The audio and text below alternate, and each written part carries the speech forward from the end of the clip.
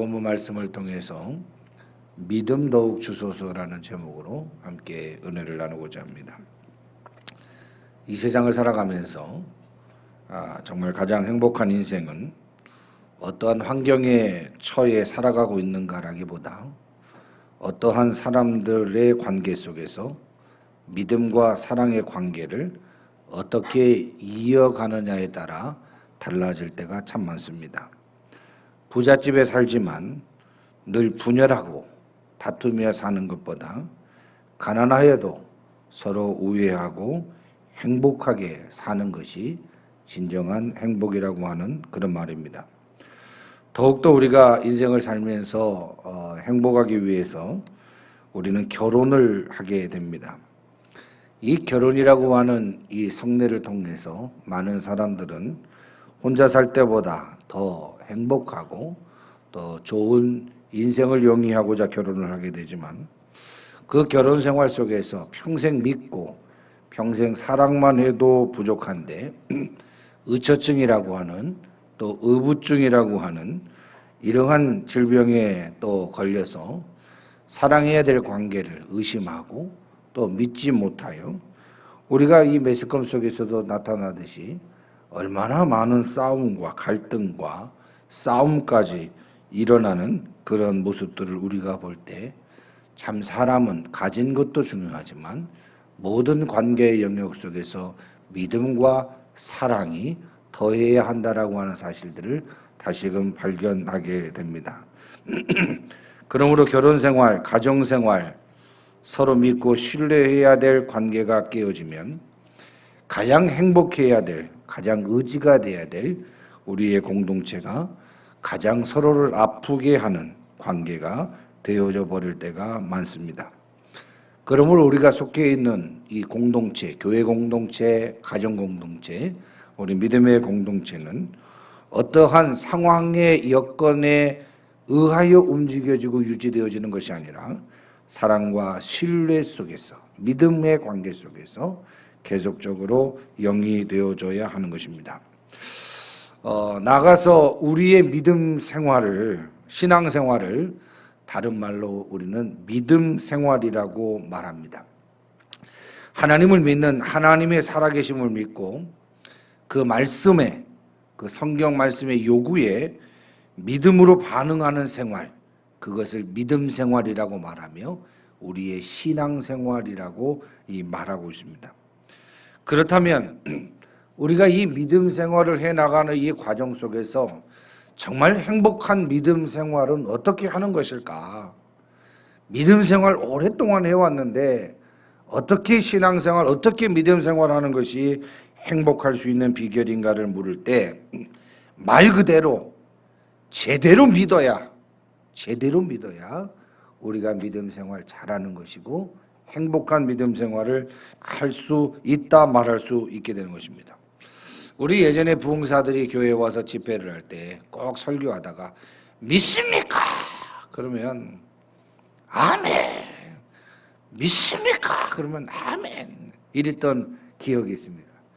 지금 강단에서 믿습니까? 그러면 사이비 교주나 하는 그러한 말처럼 느낄 때가 많지만 성경 말씀을 증거할 때 믿습니까? 아멘. 믿습니다. 하나님의 말씀을 믿습니까? 라고 말할 때 성도들이 아멘 믿습니다라고 고백할 때 수많은 기적이 일어났고 수많은 병고침이 일어났고 수많은 회복들이 일어났던 것들을 저는 어릴 때도 보고 자랐습니다. 우리의 믿음 생활은 다른 것이 아니라 하나님을 믿고 하나님의 영생의 말씀을 믿고 삶의 모든 어려운 상황 속에서도 환경을 의지하기보다 하나님의 말씀을 더욱더 의지하고 철저하게 이 어렵고 힘든 세상을 다른 방법으로 살아가는 것들이 아니라 믿음으로 살아가다가 결국은 믿음으로 천국 가는 신앙생활이 우리에게 가장 행복한 신앙생활, 믿음생활일진데 우리는 믿음생활 한다라고 말하면서도 제대로 믿지 못하고 하나님의 약속을 온전히 신뢰하지 못한 채 살아가다가 수많은 걱정, 근심 속에 얽매여 사로잡혀 살아가고 있기 때문에 우리의 믿음 생활은 믿음 생활이라고 말하고 있지만 믿음 생활을 제대로 하지 못한 채 불쌍한, 불행한 믿음 생활을 하고 있는 것을 우리는 고백하지 않을 수가 없습니다. 분명한 것은, 분명히 우리가 기억할 것은 예수 그리스도를 믿는 이 믿음이 제일이고, 이 믿음이 온 세상을 이기고, 예수 그리스도를 믿는 이 믿음이 죄악을 이길 수 있고, 이 믿음만이 우리를 살릴 수 있는 유일한 길임을 우리는 기억하여 이 세상을 살아갈 때 믿음 생활의 우선순위를 분명히 잃지 않고, 척박하고 외롭고 힘들고 불평할 수밖에 없는 상황 속에서도 믿음 생활의 우선순위를 잃지 않고 살아가게 되면 반드시 하나님께서 승리의 길로, 승리의 결과로 우리에게 인도해 주시지만, 믿음 생활의 우선순위를 놓치고 삶의 우선순위 속에서 예수 그리스도를 부인하고 예수 그리스도를 후순위로 밀어버리게 되면 우리는 전능하신 하나님을 섬긴다 할지라도 실패한 인생이 될 수밖에 없다라고 하는 사실을 우리는 기억하며 살아가야 합니다. 어느 교회 권사님이 목사님에게 이런 부탁을 합니다. 목사님, 우리 아들을 위해서 기도해 주십시오. 우리 아들을 위해서 기도 좀 해 주십시오. 어떤 기도를 부탁하시는 겁니까? 목사님도 아시다시피 우리 아들은 공부도 잘해서 이제 박사가 되었고, 돈도 벌만큼 벌어서 이제 부자도 되었고, 결혼도 배우자도 부잣집에 결혼해서 이제 결혼도 잘했고, 건강도 튼튼한데 이제 와서 보니 우리 아들이 믿음이 없습니다. 믿음이 없습니다. 세상적으로는 잘 나가고 성공했는데 이제 다 된 것 같은데 이제 키우고 뒤돌아보니 우리 아들이 믿음이 없습니다. 제가 바라는 소원은 이제 우리 아들에게 믿음이나 생겼으면 좋겠습니다. 믿음이나 생겼으면 좋겠습니다. 여러분, 참 이 기도 제목을 요구하는 이 권사님이나 우리나 너무나도 비슷한 모습임을 저는 발견합니다. 믿음이나 생겼으면 좋겠습니다. 가끔가다 성도들이 그냥 너무 흔하게 무의식적으로 하는 말이 하나 있습니다. 목사님, 기도나 해주세요. 기도나 해주세요. 여러분, 기도가 우스운 겁니까? 기도가 후순입니까? 목사님, 기도 좀 해주세요. 기도로 시작하게 해주세요. 기도만이 힘입니다. 전폭적으로 저도 기도할 테니 후방에서 기도해 주십시오라고 해야 되는데, 일은 자기들 다 벌리고 다 사고치고 다 뭐 하고 난 다음에, 결정하고 난 다음에 목사님 기도나 해주세요. 우리가 이럴 때가 너무나도 많습니다. 오늘 권사님 본인은 믿음이 좋다라고 생각했을지 모르겠습니다만은 아이의 성장 과정 속에서 기도하지 않고, 공부시키고 기도하지 않고, 결혼시키고 기도하지 않고 그 아이를 위하여 살다가 세상적으로 잘 나가고 부족한 것이 없어 보이니 그때서야 비로소 예수가 그 심장에 없다라고 하는 사실을 발견하고, 우리 아이들 기도나 해주세요라고 하는 이 어처구니 없는 기도 제목의 요청을 보면서, 여러분, 우리 이 믿음이라고 하는 것을 너무나도 우리가 살다 보니 후순위로 여기며 살아가고 있다라고 하는 회개를 해야 될 때가 바로 우리의 모습이지 않는가 생각이 되어집니다. 결국 우리가 믿음 생활한다고 말하면서 세상 조건을 위하여 세상 조건에 심취되어 세상 조건을 더 우선순위하여 살다가 믿음을 덤으로 여기면서 살았던, 믿음 생활을 덤으로 여기며 살았던 우리의 모습, 결코 믿음만을 위하여 살지 못했던, 믿음을 우선순위로 여기며 살지 못했던 우리의 모습을 되돌아보게 됩니다. 공부보다도 믿음 생활이, 돈 버는 것보다도 믿음 부자가, 결혼도 세상적인 조건이 뛰어난 것보다도 믿음의 가정을 얻고자 하는 거룩한 열망을 어릴 때부터 우리의 자녀들에게 심어 주었어야 하는데, 부모가 세상적인 조건이 우선순위였기에 그것을 바라보고 살아가는 자녀들 역시 세상적 조건이 우선이 됨으로 인하여 하나님께서 기뻐하시는 결혼, 가정을 이루는 모든 문제까지도 믿음의 가정을 이루기보다 세상적 성공의 가정을 이루려고 하는 풍토가 우리 기독교 가정 가운데 많이 일어나고 있는 것을 보게 됩니다.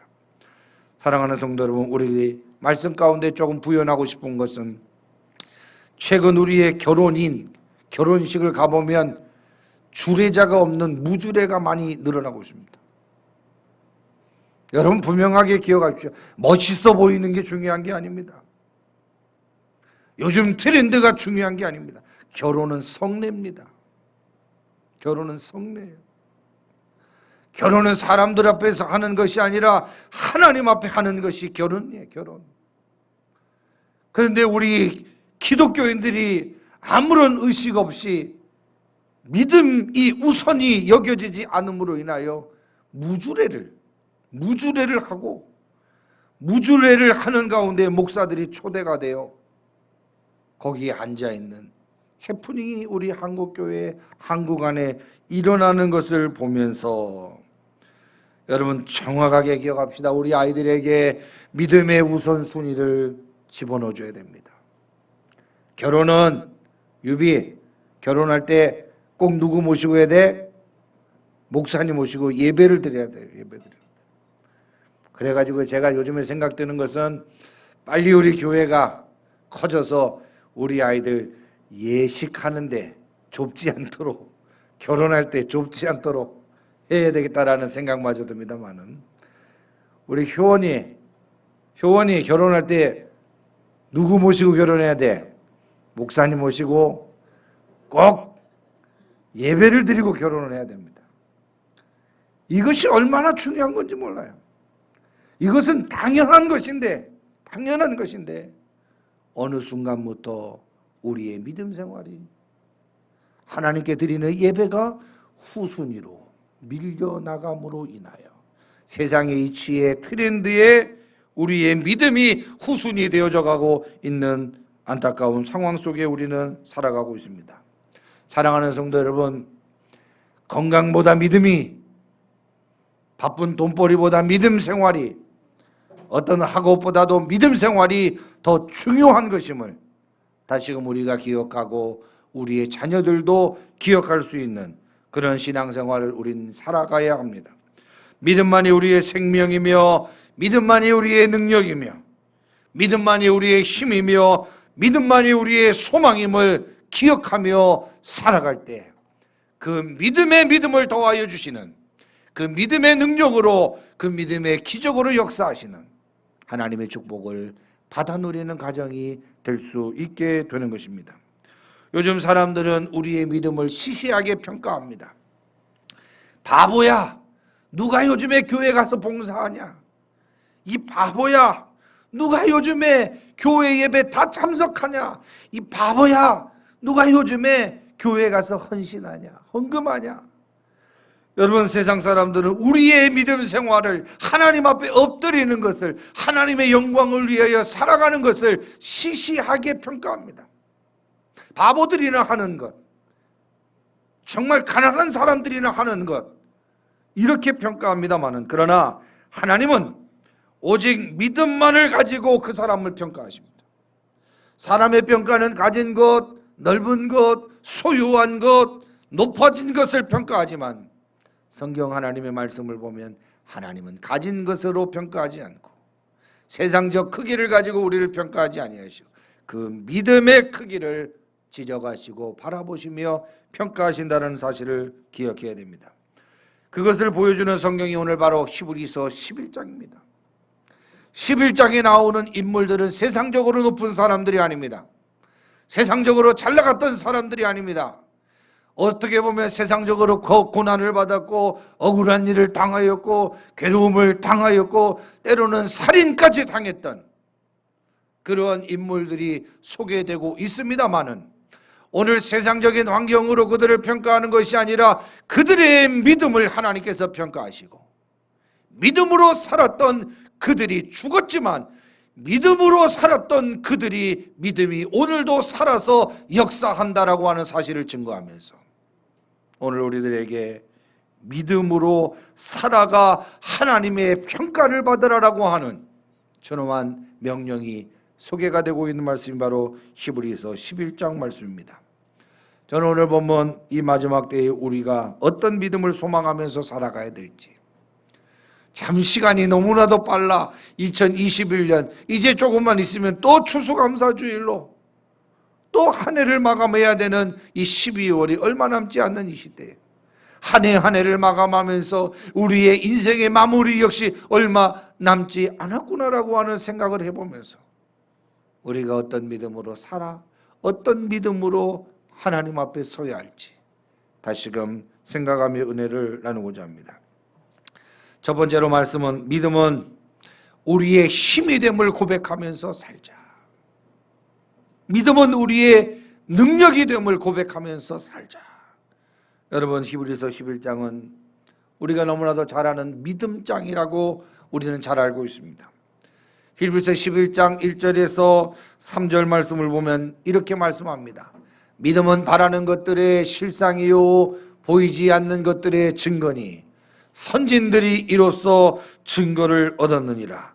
믿음으로 모든 세계가 하나님의 말씀으로 지어진 줄을 우리가 아나니 보이는 것은 나타난 것으로 말미암아 된 것이 아니니라 라고 말씀하고 있습니다. 여러분, 믿음이라고 하는 것은 아무런 근거가 없음에도 불구하고 아무런 실체가 없는데도 불구하고 믿는 것이 아닙니다. 뜬구름을 잡는 것이 믿음이 아닙니다. 확실한 것을 붙잡고 믿는 것이 믿음입니다. 확실한 것을 붙잡고 믿는 믿음이 믿음이라는 거예요. 예수님께서 나를 위하여 십자가에 죽으신 것을 믿고 그 예수 그리스도께서 나를 위하여 부활하신 것을 믿고 그 부활하신 예수님께서 다시 이 땅에 재림하실 것을 확실하게 믿고 나아가는 믿음, 이것이 바로 우리의 믿음입니다.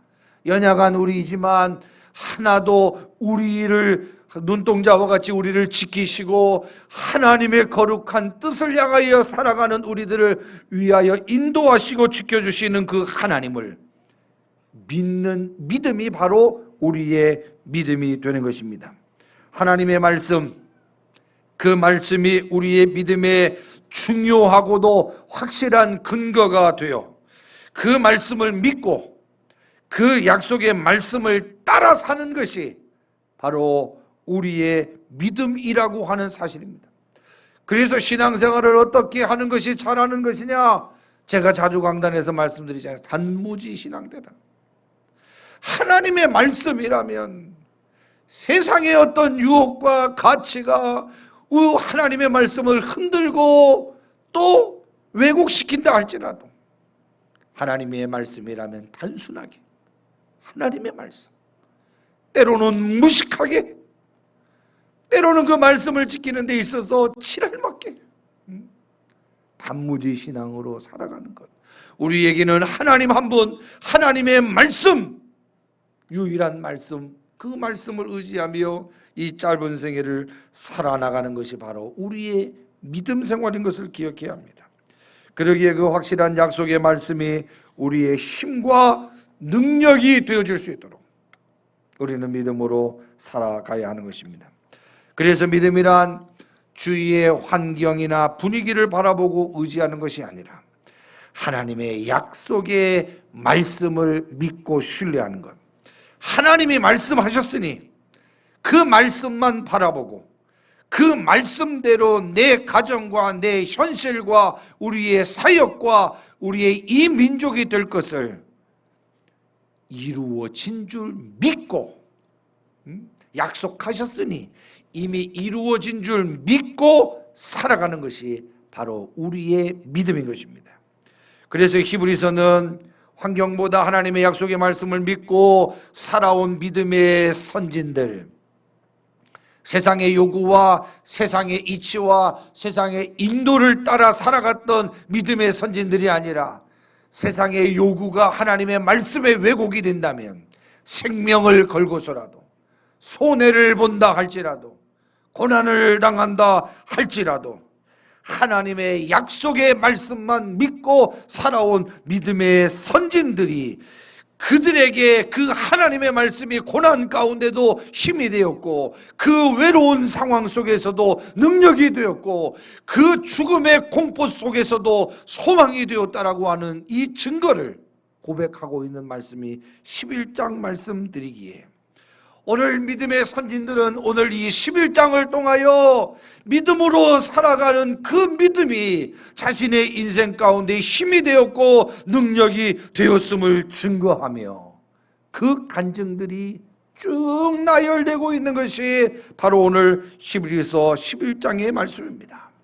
사랑하는 성도 여러분, 믿음이란 사람과 환경에 얽매이는 것이 아니라 항상 사람에 속해 있으나 환경에 속해 있으나 그 사람을 초월하고 그 환경을 초월하여 그 초월신앙으로 하나님을 믿고 신뢰하고 말씀을 의지하는 것, 이것이 바로 우리의 믿음이라고 하는 사실. 그래서 오늘 성경 말씀을 통해서 보면 그 상황을 초월한 믿음으로 에녹은 세상의 구습을 따라 살지 않고 세상 가운데 살았지만 하나님과 동행하는 삶을 살았고 노아도 세상에 속하였지만 세상의 사람들과 함께 하였지만 그 상황과 사람을 초월하여 방주를 만들라고 하는 하나님의 명령, 세상적인 가치로는 어처구니였고 실용적 가치가 없는 명령임에도 불구하고 그 말씀만 믿고 방주를 믿음으로 예비하였고 아브라함이라고 하는 인물 역시 하나님의 말씀만 믿고 고향을 떠나 가나안 땅으로 갔다라고 오늘 성경 말씀은 그들의 철저한 믿음, 세상에 속해 있으나 환경에 속해 있으나 그것을 초월하여 믿음으로 승리한 이들의 믿음 생활을 소개하고 있는 것입니다. 사랑하는 성도 여러분, 하나님이 인정하시는 믿음 생활을 해야 합니다. 하나님이 인정하시는 믿음 생활 해야 되는데 하나님이 인정하시는 믿음이란 다른 것이 아니에요. 세상의 원리에 의해서 살아가는 것이 아니라 하나님의 말씀의 원리에 의해서 살아가는 삶이 바로 믿음 생활입니다. 세상의 요구와 하나님의 요구가 충돌할 때 바로 하나님의 말씀을 붙잡고 살아가는 것이 바로 믿음 생활이라는 것입니다. 그래서 세상의 공부보다는 하나님의 말씀을 더 공부해야 하고 세상을 사랑하는 것보다도 하나님의 말씀을 더 사랑해야 됩니다. 우리의 비전 가운데도 세상의 확장보다도 하나님의 나라의 확장을 위하여 비전과 목적이 설정되어져야 하는 것입니다. 그런데 요즘은 말씀 따라 믿음 따라 산다라고 하면 구시대적인 인물로 취급을 받을 때가 많습니다. 기도합시다. 믿음 생활 잘해야 합니다. 하나님 뜻 앞에 엎드립시다 라고 목사가 권면하면 예전에는 그럽니다. 알았습니다. 그렇게 하겠습니다. 기도하겠습니다. 믿음으로 살겠습니다. 성경대로 교육하겠습니다. 성경대로 살겠습니다 라고 말했던 시대가 요즘에는 그렇게 요구하고 그렇게 권면하면 구시대적 인물로 취급해버릴 때가 많습니다. 그래서 요즘에 살아가는 이 수많은 기독교인들에게 성경 하나님의 말씀이 과연 힘이 되고 있느냐 짐이 되고 있느냐, 우리의 믿음 생활 가운데 하나님을 믿는 이 신앙이 힘이 되고 있느냐 짐이 되고 있느냐, 주일날 예배 나오는 우리의 예배 신앙이 아이고 이번 주 또 빨리 주일이 돌아왔어, 아이고 힘들어, 왜 이렇게 예배 시간이 길어, 왜 이렇게 그냥 목사님은 뭐 신앙생활 똑바로 하라고 해. 우리의 믿음 생활이 침이 되어서는 안 된다는 거예요. 침이 되어서는 달고 오묘한 그 말씀, 생명의 말씀이, 여러분 말씀이 우리에게 달고 오묘한 꿀과 같은 그 말씀이 되어야 되고 즐겁고 행복하고 소망이 되는, 만나면 좋은 친구가 MBC가 아니라 만나면 행복하고 만나면 감사한 것이 우리의 신앙생활이 되어야 되는데, 언제부터인가 우리가 힘이 빠지고 우리가 능력을 상실한 삼손같이 되었던 이 실제적인 이유가 무엇이냐? 하나님의 말씀이 짐이 되고 있다는 거예요. 이 믿음 생활이 짐이 되고 있다는 거예요. 이 예배만 빠지면, 하나님의 말씀만 지키지 않으면 더 세상적으로 잘 나갈 수 있을 텐데, 이 예배 시간만 없으면 친구들과 좋은 교제를 할 수 있고 내가 좀 더 편하게 쉴 수 있을 텐데, 언제부터인가 우리는 하나님을 믿는 이 신앙생활을 짐으로 여길 때, 결국 그 짐으로 여기며 우리가 힘을 얻었냐 이거예요. 눈 뽑힌 삼손처럼 세상에 손가락질 받고 세상에서 정말 우습게 여기는 능력을 상실한, 힘을 상실한 삼손과 같이 우리는 패배자가 되고 있었던 것을 고백하지 않을 수가 없습니다. 사랑하는 성도 여러분, 이 시대는 말씀이 힘이 되는 시대가 아니라 짐이 되는 시대를 살고 있습니다. 그러나 우리는 분명히 알아야 합니다.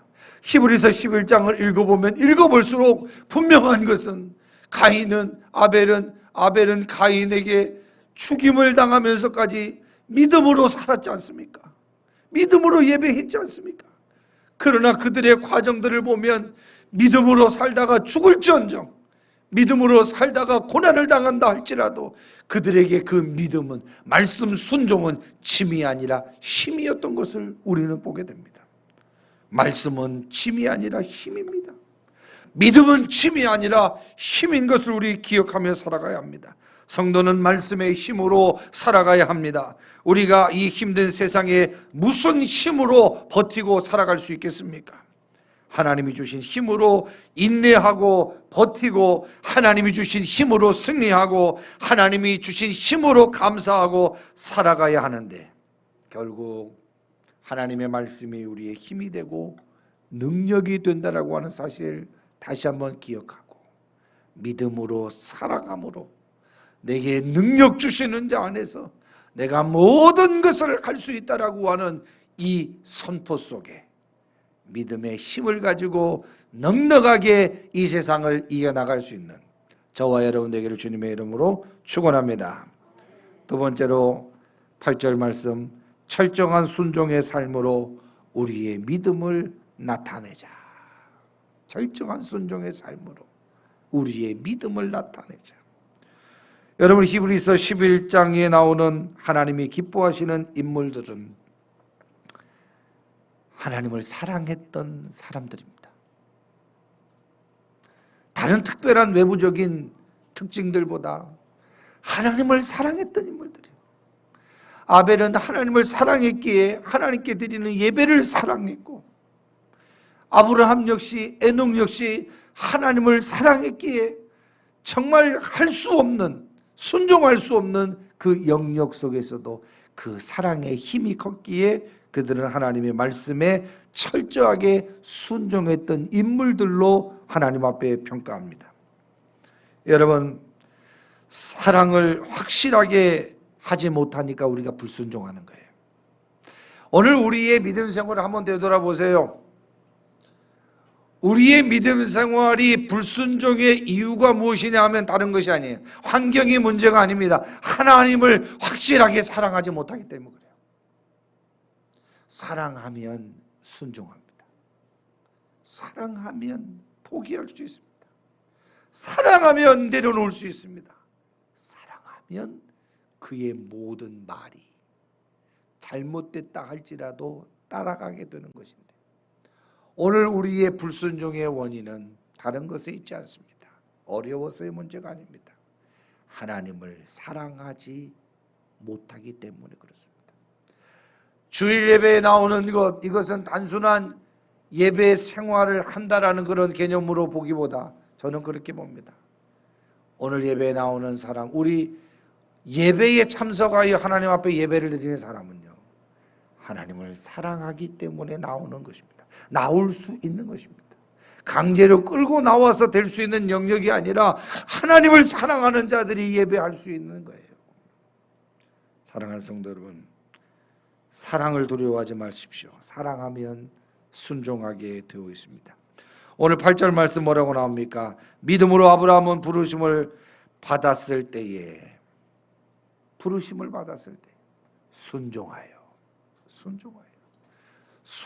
어떻게 해요? 장래의 유업으로 받을 땅에 나아갈세. 그 순종은 어떤 순종입니까? 갈 바를 알지 못하고 나아갔으며, 갈 바를 알지 못하고 나아갔으며, 갈 바를 알지 못하고. 여러분, 오늘 여러분, 순종이 제사보다 낫다고 성경은 말씀합니다. 예배에 참석하여 하나님에게 얼굴 도장만 찍는다고 하나님이 기뻐하시는 신앙생활을 하는 것이 아닙니다. 여러분, 신앙적 의무만을 이행하는 성도가 되어서는 안 됩니다. 신앙생활의 의무만을 이행하는 성도가 되어서는 안 돼요. 순종해야 하나님이 기뻐하시는 신앙생활이고, 그 순종도 철저하게 순종해야 신앙은 성숙하게 되어 있습니다. 믿음 생활은 다른 말로 순종 생활입니다. 순종 생활. 그 순종은 다른 것이 아닌 하나님의 말씀에 대한 순종입니다. 말씀에 대한 순종. 그래서 이 말씀을 전하는 이 목사가 정말 이 중간의 입장에서 참 애매합니다만, 목사는 도구입니다. 도구, 전달자. 그러므로 단순한 목사에게 순종을 가르치는 것은 성경적 원리에 맞지 않습니다.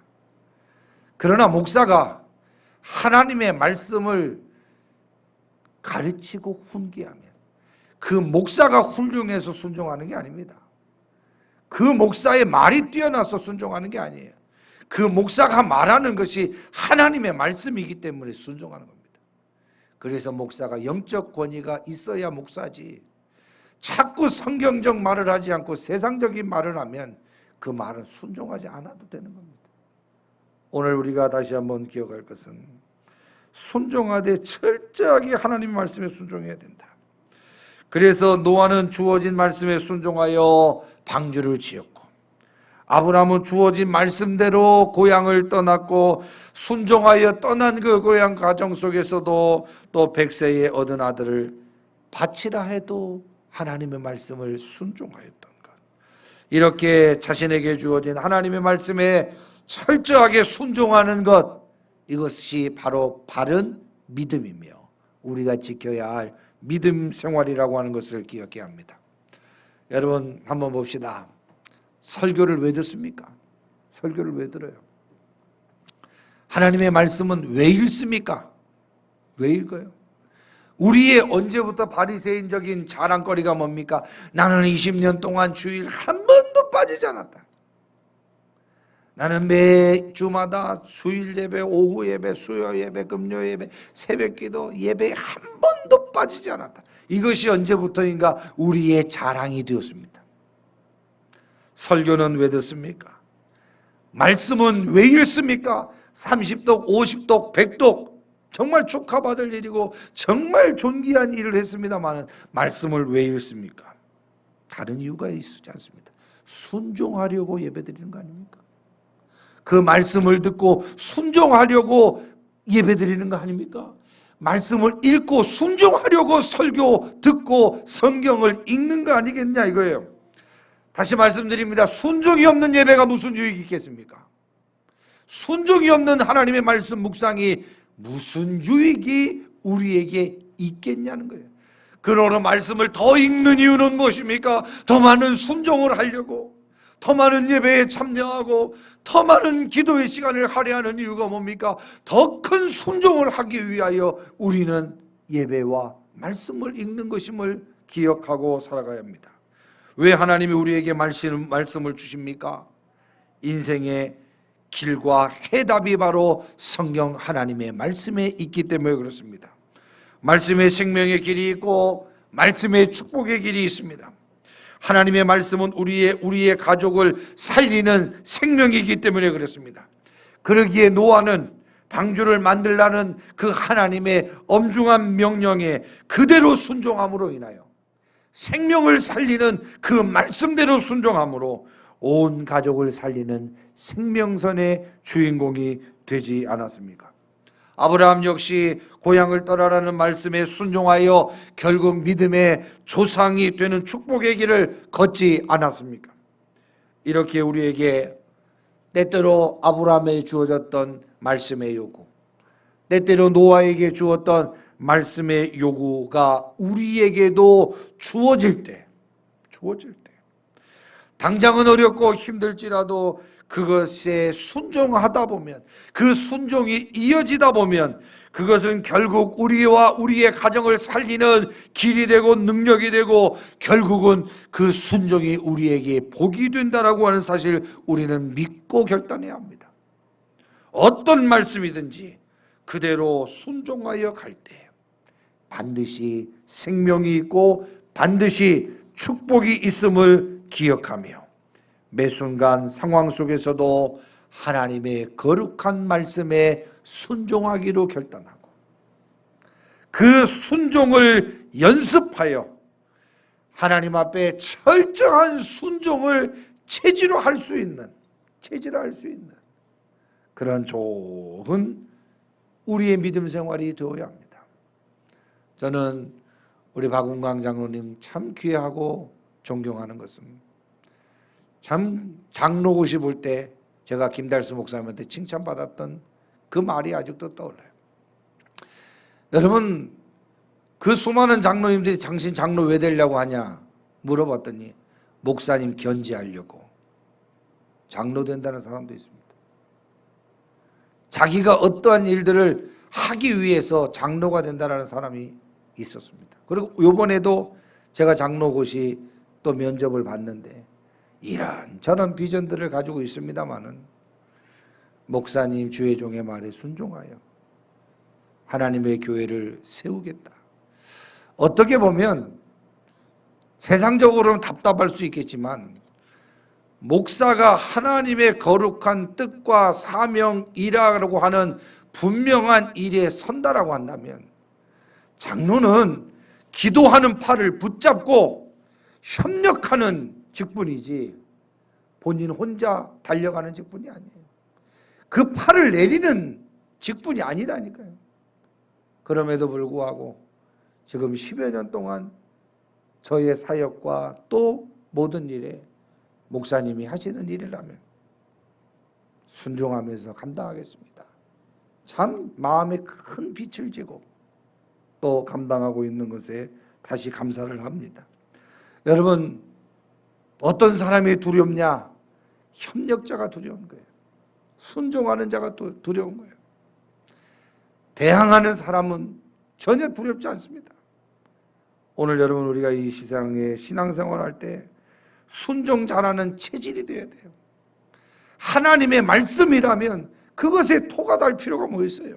순종하지만 하나님의 말씀이 아니라면, 하나님의 뜻을 역행하는 일이라면 그런 건 순종하면 안 되죠.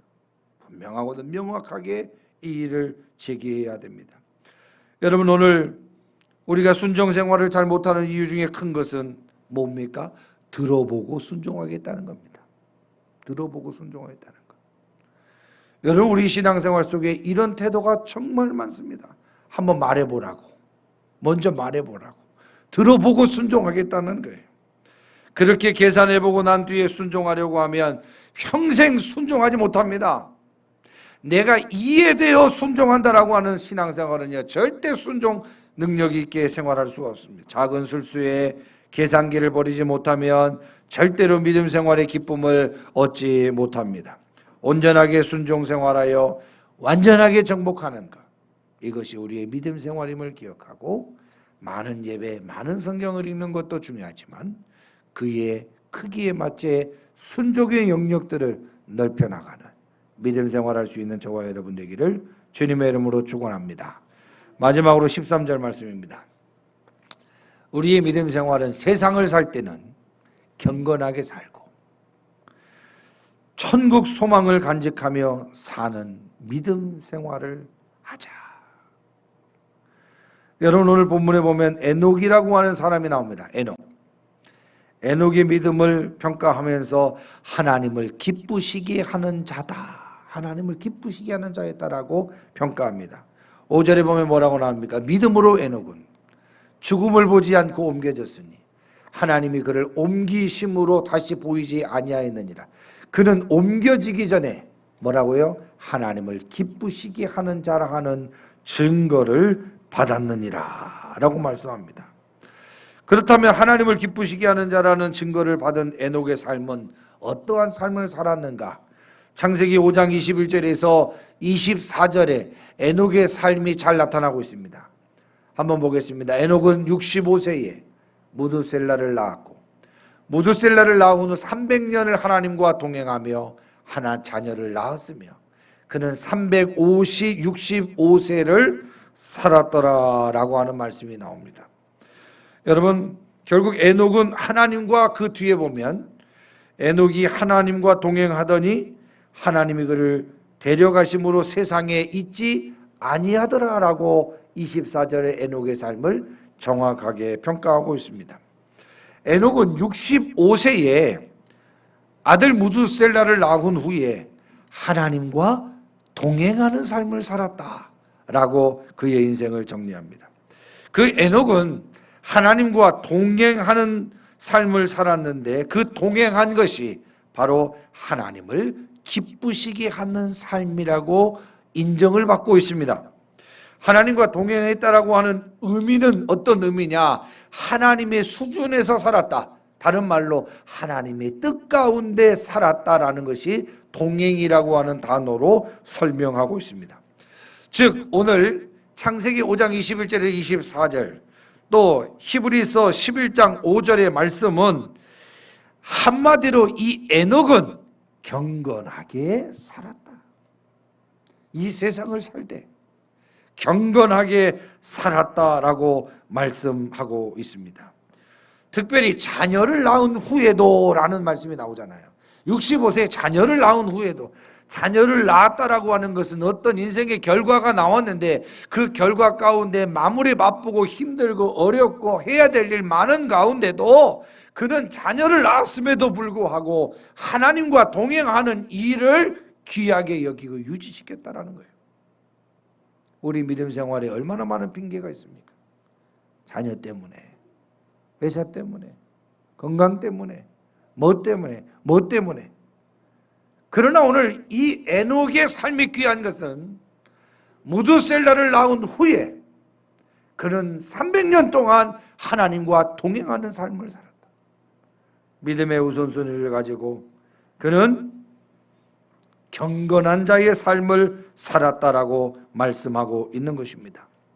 오늘 다른 노아나 다른 인물들도 오늘 성경 구절을 통해서 뭐라고 말합니까? 그들의 삶이 경건했다라고 말하는 거예요. 경건했다. 오늘 우리의 신앙생활 가운데 가끔가다 유혹이 뭡니까? 십자가의 강도처럼, 두 강도처럼 마음대로 살다가 조금 더 돈 벌다가 조금 더 젊을 때 타락 좀 했다가 조금 더 재미를 좀 보다가 죽기 전에 회개하고 그때 우리 예수 믿고 천국 가면 되지 않겠습니까? 천국은 일찍 들어온 자나 늦게 온 자나 다 들어갈 수 있는 건데 실컷 재미를 보다가 천국 가겠습니다라고 하는 사람들 의외로 많습니다. 하나님을 믿지 않아서가 아닙니다. 예수를 믿어요. 그러나 이 땅을 살아가는 이 과정 속에서 경건하게 사는 삶이 얼마나 귀하다라고 하는 사실을 놓치고 살아가고 있다. 오늘 믿음의 선진들의 공통점은 바로 그와 같습니다. 경건하게 살았다라는 겁니다.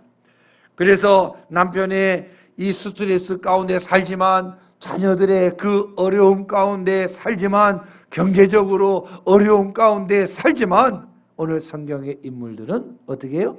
경건하게 살았다. 경건 생활을 꼭 유지하며 살아가는 것, 이것이 바로 믿음 생활인 줄 믿습니다. 13절 말씀에 뭐라고 말합니까?